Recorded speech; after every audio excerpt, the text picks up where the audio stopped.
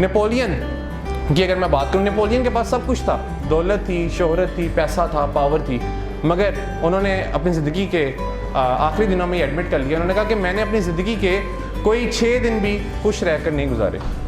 जबकि दूसरी तरफ हेलन केलर थी, और हेलन केलर जो कि डम थी, जो कि डेफ थी, जो कि ब्लाइंड थी, उन्होंने क्या खूबसूरत जुमला बोला। उन्होंने कहा कि ज़िंदगी बहुत खूबसूरत है। दरअसल अल्लाह ताला ने हमसे ज़िंदगी के आसान होने का वादा नहीं किया।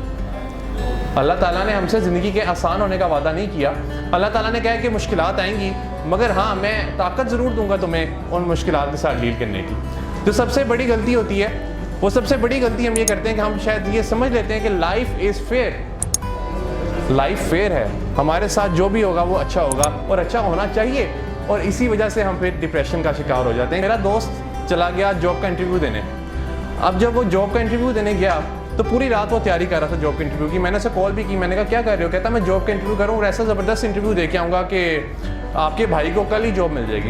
इंटरव्यूअर ने उससे एक क्वेश्चन किया, और वो जो अक्सर क्वेश्चन करते हैं इंटरव्यूअर्स, उसने क्वेश्चन ही किया कि व्हाट इज़ योर क्वालिटी, आपकी क्वालिटी क्या है? तो उन्होंने कहा मेरी क्वालिटी ये है कि मैं परफेक्शनिस्ट हूँ, मैं हर काम को परफेक्ट करता हूँ। उसने सोचा कि मैंने इतना ज़बरदस्त आंसर दे दिया, अब तो मुझे फटाफट जॉब मिल जाएगी।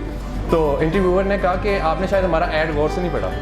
उन्होंने कहा जी बिल्कुल मैंने आपका ऐड गौर से पढ़ा है, आपने मुझे 3 बजे का टाइम दिया हुआ था और मैं पूरे 3 बजे यहाँ पर आया हूँ, और आपकी जो रिक्वायरमेंट थी कि आपको सॉफ्टवेयर इंजीनियर चाहिए, तो मेरी भी डिग्री सॉफ्टवेयर इंजीनियरिंग में ही है, तो मैं आपके पास जॉब लेने हाजिर हो गया हूँ। उन्होंने कहा नहीं, आप हमारी बात को गेट नहीं कर रहे। दरअसल हमने किसी मशीन को यहाँ पे इनवाइट नहीं किया, हमने एक इंसान का इंटरव्यू करना चाहा है, और हमने जॉब भी किसी इंसान को ही देनी है।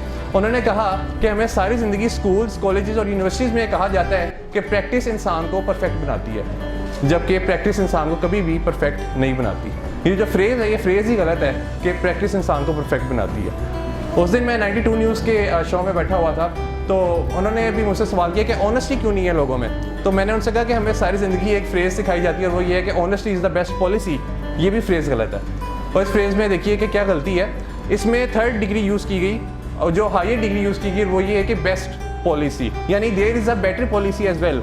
कोई ना कोई बेटर पॉलिसी भी है, और वो बेटर पॉलिसी क्या हो सकती है? डिसऑनेस्टी हो सकती है। और इसमें दूसरी गलती इस फ्रेज़ में वो ये कि हमने इसे पॉलिसी कह दिया, हालांकि ये पॉलिसी नहीं है, ये तो हमारी कैरेक्टर बिल्डिंग का एक पार्ट है। बिल्कुल इसी तरह जो प्रैक्टिस इंसान को परफेक्ट बनाती है, जो हम सुनते आ रहे हैं, प्रैक्टिस कभी भी इंसान को परफेक्ट नहीं बनाती है, इंसान को बेहतर बनाती चली जाती है। जब भी आप गुड से ग्रेट का सफ़र करते हैं, तो जब आप ग्रेट पे पहुंचते हैं तो फिर आप एक अगला ग्रेट सेट कर लेते हैं अपने माइंड में, कि आपका अगला गोल होता है, और उससे फिर आपने अचीव करना होता है। कोई भी इंसान इस दुनिया में परफेक्ट नहीं होता।